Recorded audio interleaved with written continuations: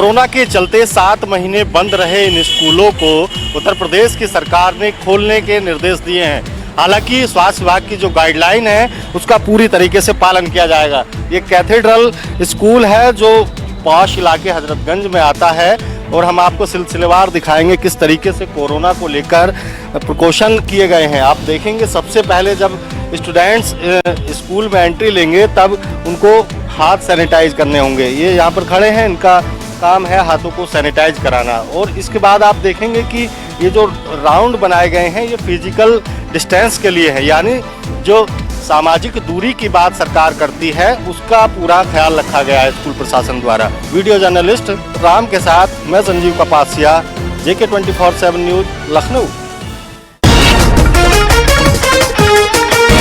आगामी नवंबर माह में मध्य प्रदेश में 28 सीटों पर उपचुनाव है, जिसको लेकर कांग्रेस और भाजपा में लगातार आरोप प्रत्यारोप का दौर जारी है।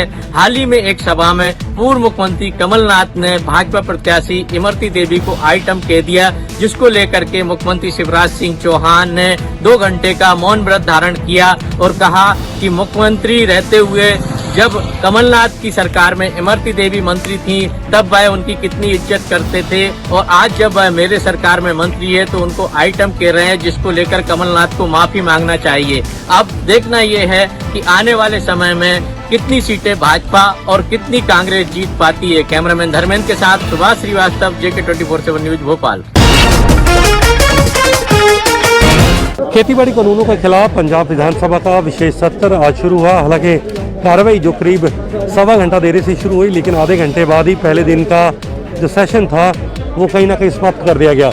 उम्मीद की जा रही थी कि खेतीबाड़ी कानूनों के खिलाफ पंजाब सरकार कोई खरड़ा लेकर आएगी, बिल लेकर आएगी, लेकिन पहले दिन कुछ भी ऐसा नहीं हुआ, जिसके चलते अकाली दल के अलावा आम आदमी पार्टी के विधायकों ने भी जोरदार प्रदर्शन किया। अब इस वक्त हम पंजाब विधानसभा के बाहर हैं और आप फिलहाल देख सकते हैं कि अकाली दल का जो धरना प्रदर्शन है वो भी कहीं ना कहीं यहाँ पर जारी है।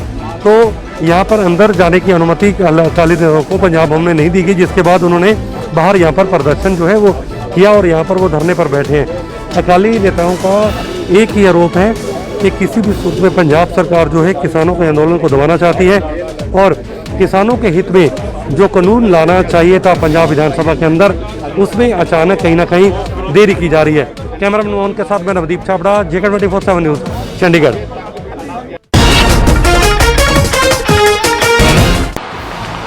देश की राजधानी दिल्ली की बात करें तो प्रदूषण के हालात लगातार खराब होते जा रहे हैं।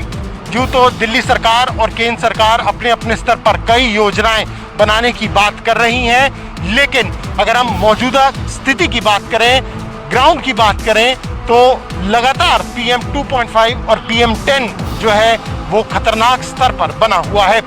वहीं थोड़ी सी राहत की अगर हम बात करें तो वो ये है कि हरियाणा और पंजाब की तरफ से जो हवाएं दिल्ली की तरफ आती हैं वो फिलहाल रुकी हुई हैं और इसकी वजह से पराली का धुआं फिलहाल राजधानी तक नहीं पहुंच रहा।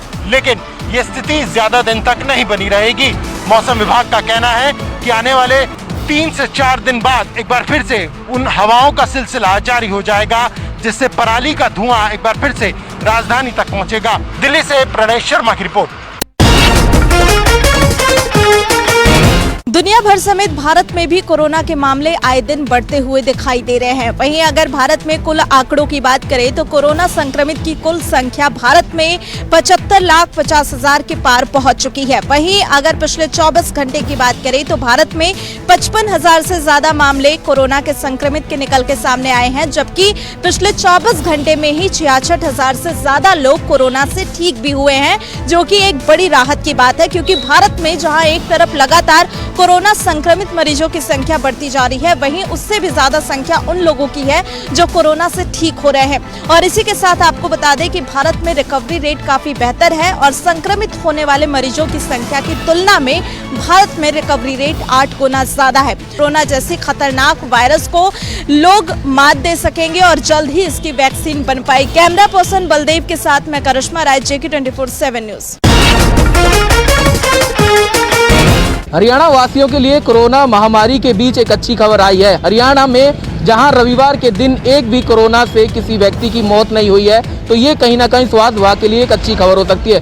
तो वहीं स्वास्थ्य विभाग के अधिकारियों ने जानकारी देते हुए कहा कि 135 दिन बाद हरियाणा में किसी भी व्यक्ति की कोरोना के चलते मौत नहीं हुई है। तो वहीं अनिल विज स्वास्थ्य मंत्री का कहना है कि अब जो रिकवरी रेट है हरियाणा में वो सुधरता हुआ जा रहा है, जिसमें कहा जा रहा है कि अब हरियाणा में कोरोना से जो व्यक्ति रिकवर हो रहे हैं उनकी संख्या 92 से अधिक हो चुकी है। यानी कि अब कुल हरियाणा में 10,000 ऐसे मरीज हैं जो कोरोना से संक्रमित है। बाकी जो करीब 1 लाख से अधिक लोगों की संख्या थी कोरोना से, वो अब धीरे धीरे घर पहुंच चुके हैं और स्वस्थ हो चुके हैं। ऐसे में हरियाणा में जो कोरोना काल की स्थिति थी वो कहीं ना कहीं सुधरती हुई नजर आ रही है। कैमरामैन प्रेम खान के साथ संदीप गोयल, JK 24/7 न्यूज़, फरीदाबाद। उत्तराखंड में 89 मौतों का मामला तुल पकड़ता नजर आ रहा है। आपको बता दें कि जिस तरीके से कोरोना के 89 मौतें उत्तराखंड में हुई हैं, जिसमें से 81 मौतें देहरादून की हैं, जिस पर अब विपक्ष भी हमलावर सरकार पर होता नजर आ रहा है। विपक्ष ने साफ तौर पर कहा है कि जो 89 मौत यहाँ पर हुई हैं कहीं ना कहीं उसके जिम्मेदार उत्तराखंड सरकार है, कि जिस तरीके से मुख्यमंत्री त्रिवेंद्र सिंह रावत खुद स्वास्थ्य मंत्री भी हैं, लेकिन मौतों का मामला लगातार बढ़ता जा रहा है और 79 मौतें का आंकड़ा जो छुपाया गया है कहीं ना कहीं एक बड़ा सवाल जरूर स्वास्थ्य विभाग पर भी खड़ा होता है। अब देखने वाली बात होगी कि क्या मुख्यमंत्री त्रिवेंद्र सिंह रावत इस पर कोई कार्रवाई करते हैं या नहीं। कैमरामैन तिलक शर्मा के साथ धनराज गर्ग, JK 24/7 न्यूज़, देहरादून। मैं हूं BS लाठी, आप देख रहे हैं JK 24/7 न्यूज़। इस समय मौजूद हूं भगवान श्री राम की नगरी अयोध्या में सरयू घाट पर। आप देख रहे हैं कि सरयू घाट का मैं कैमरे के माध्यम से दिखाना चाहता हूं कि सरयू घाट पे आप देख रहे हैं कि किस तरह से लोगों में भारी उत्साह है, भारी भीड़ है। नवरात्र चल रहा है, नवरात्र में जो लोग भी जैसे तमाम जगह आप देख रहे हैं कि उसमें तमाम जिस तरह से अयोध्या में कोरोना काल चल रहा है, जिस तरह से तमाम सोशल डिस्टेंसिंग का पालन कराया जा रहा है। इस समय अयोध्या में रामलीला चल रहा है और रामलीला मुंबई से तमाम बड़े बड़े कलाकार हैं, चाहे वो रवि किशन हो या राजा मुराद हो या बिंदु दारा सिंह हो या तमाम लोग हों। तो जिस तरह से अयोध्या में भीड़ है, लोग वहाँ के जा कर के टीवी के माध्यम से और कुछ वहाँ से जो स्पेस है वहाँ से देख करके दूरी से देख करके मन कर रहे हैं। वीडियो जर्नलिस्ट संजय के साथ BS लाठी, JK न्यूज़, अयोध्या। कोविड-19 के चलते 7 महीने के अंतराल के बाद मुंबई वासियों के लिए एक राहत भरी खबर निकल करके सामने आई है। 7 महीने के बाद अब मुंबई की लाइफलाइन मेट्रो ट्रेन शुरू होने जा रही है, लेकिन कुछ नियम जो है वो बनाए गए हैं, जिसके चलते अगर उस नियम का पालन करते हैं प्रवासी, तभी उन्हें जो है वो ट्रेन से जो है वो प्रवास करने की अनुमति दी जाएगी।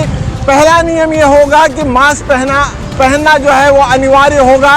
उसके बाद स्टेशन में जब हम प्रवेश करेंगे तो स्टेशन में प्रवेश करने के पहले उनका स्क्रीनिंग होगा और उसके बाद प्रवासी को जो है वो ट्रेन में बैठने की अनुमति होगी। जिस तरीके से हम ट्रेन के सफ़र के दौरान प्रवासियों की बात करते हैं तो कहीं ना कहीं 300 लोगों को ही जो प्रवास करने की अनुमति मेट्रो में दी जाएगी और हर 2 घंटे के बाद हर स्टेशन को, यानी कि जहाँ से मेट्रो गुजरती है, उसे सैनिटाइज किया जाएगा। वीडियो जर्नलिस्ट आतिक के साथ मैं हकीम देशमुख, JK 24/7 न्यूज़, मुंबई। पुलवामा के त्राल कस्बे में गुज़श्ता दिन नामालूम मिलिटेंट्स की जानिब से सिक्योरिटी फोर्सेस पे कल एक ग्रेनेड दागा गया। उसके बाद आज पुलवामा में उस वक्त खौफ-ए-हरास की लहर देखने को मिली जब आज नामालूम मिलिटेंट्स की जानिब से पिक्स ऑटोमोबाइल गोंगू के शोरूम के बाहर नामालूम मिलिटेंट्स ने सिक्योरिटी फोर्सेस पे इधर पे गोलियां चलाई। बताया जाता है कि पहले वहां पे जो नाका पार्टी थी उस पे नामालूम मिलिटेंट्स की जानिब से पहले ग्रेनेड दागा गया, उसके बाद कई गोलियां सिक्योरिटी फोर्स पे चलाई गई, जिसके नतीजे में सिक्योरिटी फोर्सेस ने भी रिटेलिएट किया। उन्होंने भी नामालूम मिलिटेंट्स की जानिब गोलियां चलाई। ताहम इस हमले में 182 बटालियन का एक CRPF एहलकार जख्मी हुआ, जिसको नज़दीकी हॉस्पिटल में लिया गया, जिसका इलाज इस वक्त चल रहा है। और इस वक्त की जो सूरत हाल बनी हुई है, बिल्कुल इलाका अभी भी मुहासरे में है, हमलावरों की तलाश जारी है। पुलवामा से गुलिस्तान न्यूज़ के लिए मैं गाजी खुर्शीद।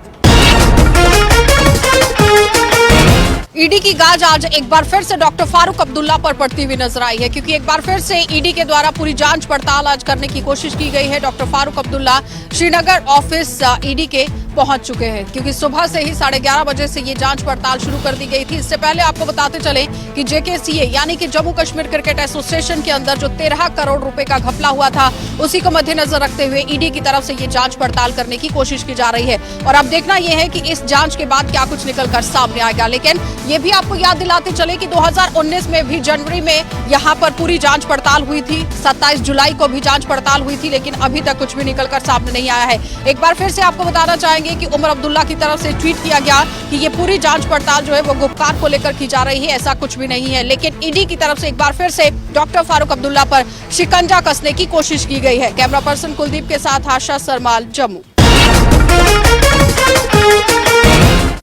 असम और मिजोरम की सरहद पर हुए तनाव के बाद गृह मंत्रालय ने संज्ञान लिया, क्योंकि सीएम सोबरेवाल ने सबसे पहले पीएमओ को घटना की जानकारी दी, जिसके बाद गृह मंत्रालय के सचिव अजय कुमार भल्ला ने दोनों ही राज्यों यानी कि मिजोरम और असम के मुख्य सचिव से बातचीत की और बातचीत के बाद हालातों का जायजा लिया। इसके अलावा डीसीपी से भी जानने की कोशिश की कि आखिर घटना हुई क्या थी। दरअसल आपको बता दें कि दोनों राज्यों में हिंसक झड़पें हुए थे, जिसमें 4 लोग जो मिजोरम के थे वो बुरी तरीके से घायल हुए थे। ये घटना उस वक्त हुई जब असम के कुछ लोगों ने अपने बाहरी क्षेत्रों में जाकर ऑटो स्टैंड पर कथित तौर पर लाठी डंडों से हमला किया था।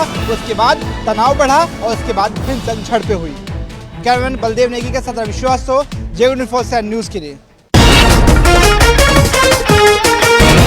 पाकिस्तान के पीएम इमरान खान पिछले 3 दिनों से सुकून की नींद नहीं सोए होंगे, क्योंकि अवामी जलसा जो सड़कों पर देखने को मिल रहा है और अवाम की जो बड़ी तादाद गुजरावाला के बाद कराची के सड़कों पर निकलकर इमरान खान की सरकार की नींद उड़ा दी है। उसके बाद से कल का भाषण इमरान खान का बता रहा है कि अंदर ही अंदर वो कितना बेचैन है। लेकिन अपोजिशन के अंदर जो यूनिटी है, जो इत्तेहाद है, वो बढ़ता हुआ जा रहा है और आवाम का जन सैलाब कराची से लेकर अब इस्लामाबाद की तरफ आगे बढ़ने को है। ऐसे में खतरा मजीद बढ़ता हुआ दिखाई दे रहा है। क्या इमरान खान अपनी सरकार बचा पाएंगे? क्या इमरान खान पूरे 5 साल अपनी सरकार संभाल पाएंगे? ये देखने वाली बात होगी। लेकिन अपोजिशन के अंदर जो यूनिटी है वो बता रही है कि खतरा ज़्यादा बढ़ गया है। देखते हैं क्या इमरान खान की सरकार रह पाती है या नहीं, देखना होगा। आइंदा 1 से 2 हफ्ते बहुत ही ज़्यादा मुश्किल है इमरान खान के लिए। कैमरा पर्सन बलदेव के साथ रहमत कलीम, JK24। बीजेपी कार्य समिति की आज विशेष बैठक आयोजित की गई है, जिसमें केंद्रीय लेवल के कई मंत्री सहित जो है बीजेपी के जो तमाम बड़े यहाँ के जो नेता हैं वो इस वर्चुअल रैली में संबोधित कर रहे हैं और शामिल भी हो रहे हैं। इसके साथ बताना चाहूँगा, बीजेपी जो है राज्य सरकार, भूपेश सरकार को घेरने के लिए एक बड़ी रणनीति तैयार कर रही है। इस वर्चुअल रैली में उस रणनीति की जो खाका है वो तैयार की जा रही है। लगातार जो है बीजेपी के 2 साल के जो कार्यकाल है कांग्रेस से संतुष्ट नहीं है। इन तमाम जो मुद्दों को लेकर के वो घेरने जा रही है। पूर्व मुख्यमंत्री डॉक्टर रमन सिंह ने बताया कि यहाँ की न तो स्वास्थ्य हाल पूरी तरीके से ठप पड़ी हुई है, न यहाँ के किसान खुश है, न ही आदिवासी खुश है। तमाम जो ऐसे विषय हैं जिनको लेकर के भूपेश सरकार को घेरने की रणनीति बना रही हैं और भाजपा के कार्यकर्ता जो है घर घर जा कर के सरकार के 2 साल के कमियों को